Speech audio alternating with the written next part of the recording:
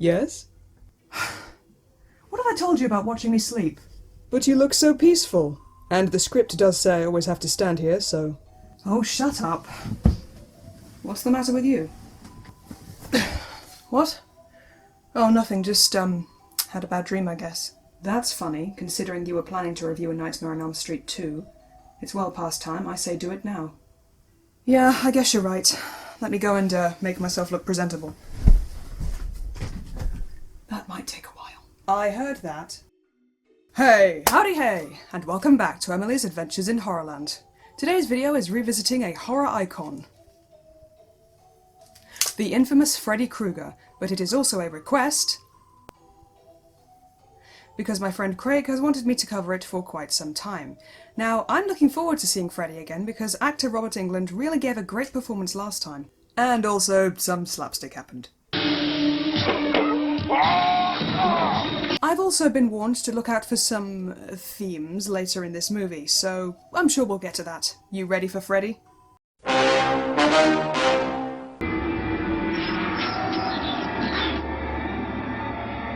Ooh, colour me impressed with these opening titles.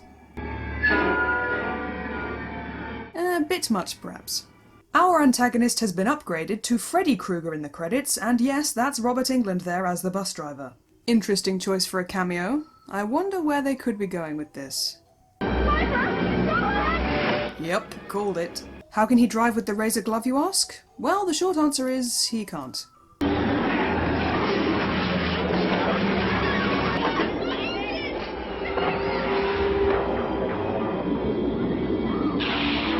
I did like this opening nightmare sequence because of the whole trying to keep the bus balanced aspect. Can't really run away with that happening. Our main character Jesse wakes up from this nightmare in the very same house on Elm Street.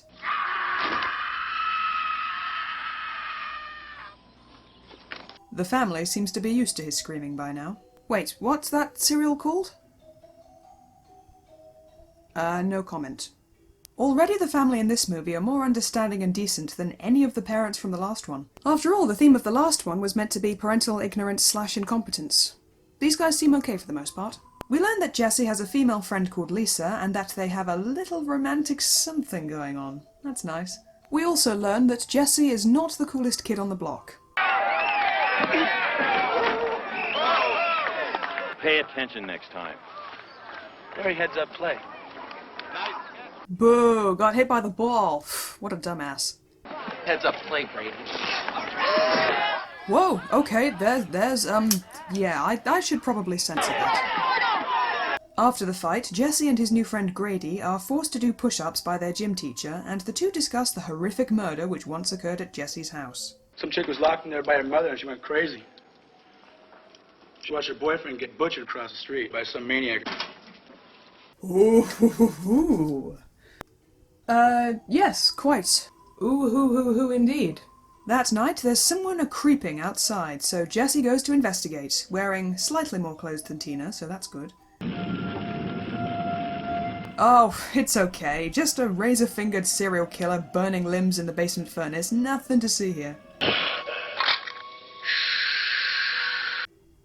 Did that glove just make a gun-cocking noise?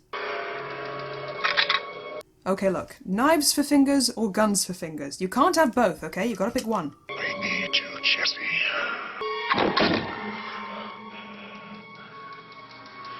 You've got the body. I've got the brain. So, putting the subtext aside for now, that was actually a pretty good practical effect. Takes it up a notch from the finger slicing and nipple slashing. What with the rough night Jesse's just had, it's no wonder that he falls asleep in class the next day. Why the music? Oh, yep, there's a danger noodle.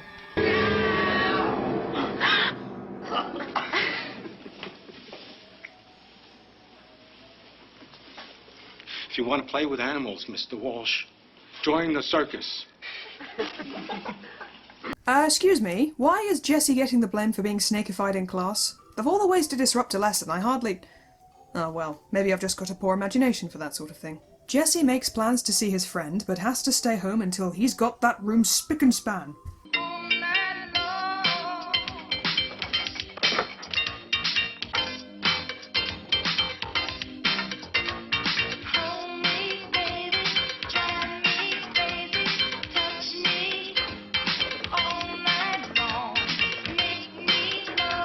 Well, this is maybe the most 80s thing I've ever seen. I'll give him this, he's certainly got oodles more character than, what's-her-face. Speaking of which, when Lisa comes around to help, they discover the diary of the girl who used to live here, which includes several passages about Freddy. He comes to me at night, horrible, ugly, dirty, under the sheets with me, tearing at my nightgown with his steel claws. So the stories were true. Grady was right! Okay, I think we've seen enough nipples for one day, don't you? Let's censor that as well. The theme of tonight's nightmare is Dali-esque melting objects. Obvious joke, I know. But I mean, look at it. Go ahead, Jesse. Try it on for size. You know, maybe I'm only noticing the homoerotic subtext because I'm actively looking for it, but it's not there.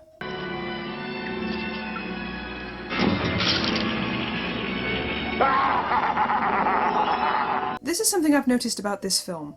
The jump scares and strange goings-on often happen in the middle of a long-held shot, and it makes a nice change from the jump-cut jump scares I'm used to. A good example is when a character is running from Freddy only to bump straight into him. He likes to do that, or to just appear without notice. But this brings me on to an important point, the rules of the dream world. Now, I haven't yet seen the Freddy movies that come after this one, which I have no excuse for. I own the box set, in fact I'm using it to stand the webcam on as we speak. But even I can tell that things are a little different in Enos 2 compared to Enos 1. Yes, Jesse does appear to talk to Freddy in his dreams, but the dreams take place in his own house and not in the boiler room. There are a few other bits and pieces as well, but we'll get to those. Sorry, where was I?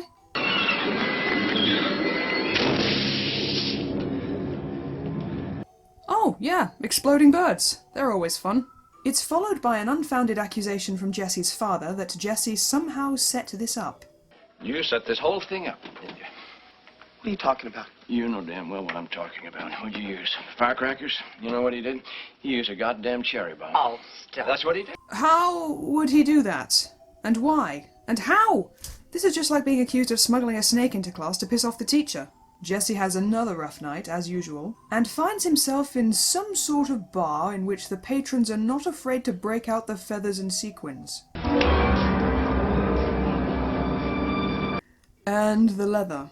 Wait, that's the gym teacher from earlier. Oh, this is about to get decidedly uncomfortable. Get the shower. As Jesse showers, Freddy turns up to give the teacher a good hiding.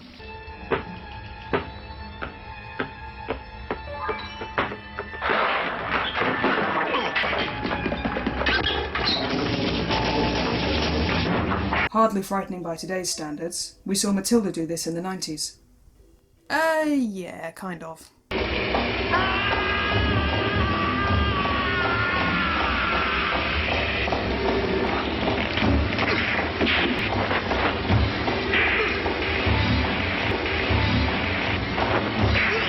Okay, should I talk about the subtext in earnest now? What subtext? Well, okay, so Freddy has stated numerous times that he wants to get inside Jess's body, which is often topless for the record, and is so keen on doing this that he brutally towel whips his rapey, leather-clad PE teacher to death. Doesn't that strike you as... what? Yeah, go on, explain it. I don't have to explain it, do I? What? What's going on? Help me out here. Nope. Okay, so the police bring a naked and confused Jesse home, and it's discovered next day that Coach Snyder has been horribly murdered. Fortunately, the police don't make any connection there, but his father definitely thinks something is up. Drugs, namely. I just feel he needs help, and we don't know how to give it to him. Oh, come on, Cheryl. Are you hearing me? That boy's in trouble. No, he's not in trouble. What that boy needs is a good goddamn kick in the butt. That's what he needs. Yep, they're always this kind of father in the movies, aren't they? My word is law, and that's final. I'm clumsy. At this point in the movie, the thought occurs to me that Freddy shouldn't really need Jesse to kill for him.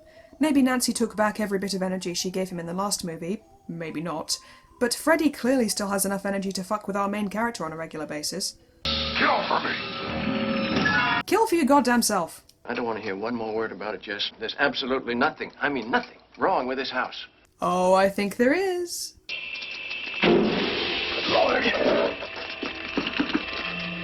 clearly Jesse has been putting fireworks in the toaster for his own amusement. So Jesse's friend Lisa has been doing her own research all this time and promptly shows him the power plant where Fred Krueger used to work. They explore the place to see if it'll trigger anything in Jesse's noggin.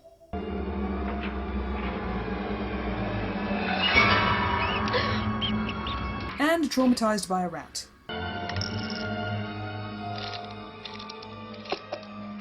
Was that stuff called something else before? I remember Nancy taking something called Stay Awake, not Stay Up. Stop?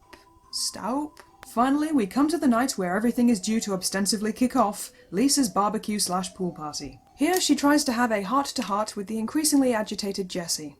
Listen, we'll stay up all night if we have to. I'm not gonna let anything happen to you. But hang on a second. What could a young man and woman possibly do together to stay up for an entire night?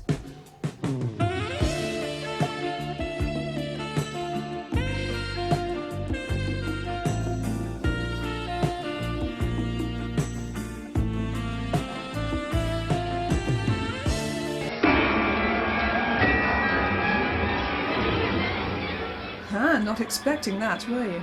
Jesse's body starts to change in ways he's not comfortable with, and he spurns her in favour of his buddy Grady. Again, subtext, possibly? I don't know what you mean. But Something is trying to get inside my body. Yeah, and she's female and she's waiting for you in the cabana. And you want to sleep with me. Come on, am I the only one in the world getting this? Hey, not at all. In fact, writer David Chaskin eventually admitted that this aspect of the film was on purpose. This is a cult film with LGBT audiences, and there is much to suggest that Jesse is in fact a repressed or closeted homosexual, much like his actor at the time was.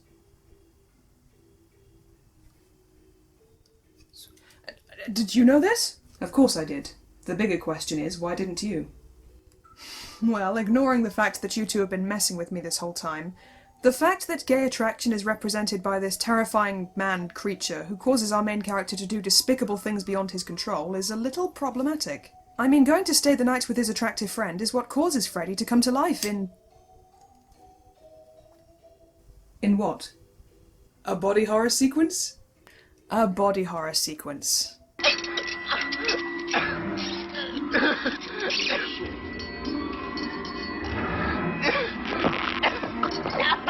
Oh my good giddy aunt, this is amazing!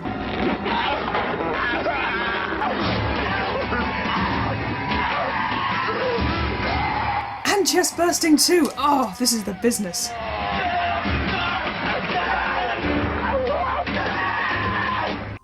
The body horror fiend in me is very happy. And I don't mean in me as in... Yeah. Grady is swiftly penetrated by Freddy's blades, ahem, and swiftly dies. I do appreciate that in this movie the finger knives are actually a part of his fingers now. They seem more a direct extension of his evil that way than something he just knocked up in the tool shed. Jesse tries to explain himself to Lisa, and oh no, the beer is scooshing all over the place! Lisa urges him to fight Freddy, but it doesn't quite do the trick. I'm here. Freddy Krueger, the master of slapstick comedy.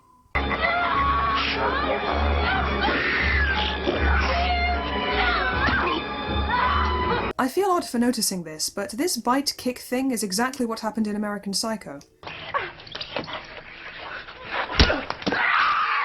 A sure sign that I'd been watching it to death. I love you, Lisa. And I hope you love me, otherwise this film is going to end very badly for yous.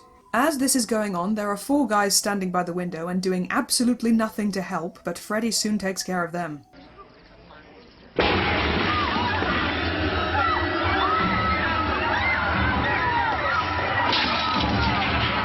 He seems to be a hell of a lot more aggressive in this one, flipping chairs and everything. And not really killing the ladies this time around. So Lisa's dad, from whom she's surely inherited her brains, actually thinks to come out and blast him with a shotgun, but he firewalks his way off the property. Lisa tracks him down to the power plant where he used to work, and finally we see the boiler room which formed so many dreamscapes in the first movie. Doggos with human faces, wounds filled with ants. This movie really took its cues from Salvador Dali, didn't it? Finally, after much nightmare imagery, she bumps into Freddy again. I mean Jeddy. Bugger it. Lisa says that she loves him, which is bound to work, it usually does in movies. When she goes in for a smooch, this is enough to make Jesse regain control of not only his own body, but also the supernatural powers that Freddy enjoys, and he sets the whole joint on fire.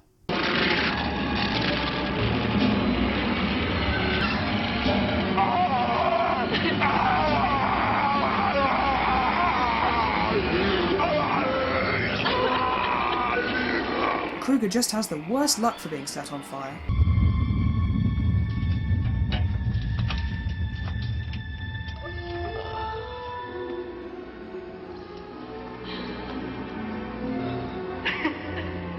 Yay, heteronormativity! Wait, that doesn't sound right. Yay for the power of love! The movie ends with these two pairing up and putting the horrors of the pool party night behind them. At least until this happens.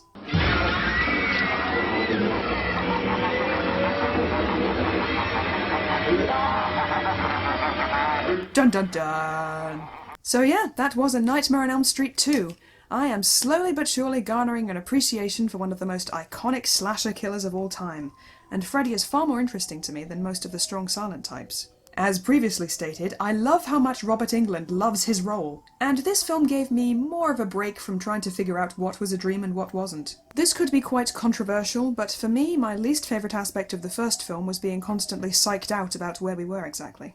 And finally, I was very happy with this film's flirting with body horror. The idea of anything tearing its way out of your chest is pretty chilling, and you know me, I absolutely adore that stuff, so I'm going to give this one 7.5 jam sandwiches out of 10. That's half a sandwich more than the first one, for the record. I hope you enjoyed this review. Please let me know if you have a film request, because I will happily review it, even if it takes me a few months. You really should make videos faster. This one is well overdue, isn't it? I know. I've just been very busy with work and having lilac-y nightmares. Not to make excuses, but... Wait. You had a nightmare about that thing. Yes? It's going to be soon, I know it. Why should we be afraid of this exactly? It's a psychic predator. It feeds on human psyches. Oh.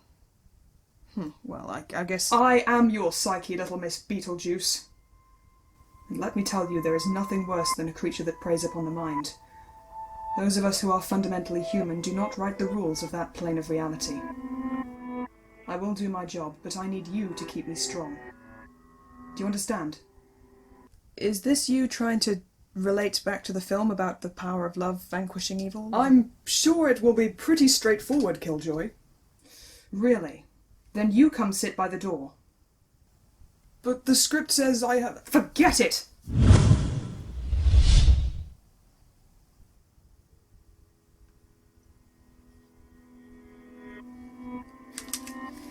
Well, thank you very much for watching, and I'll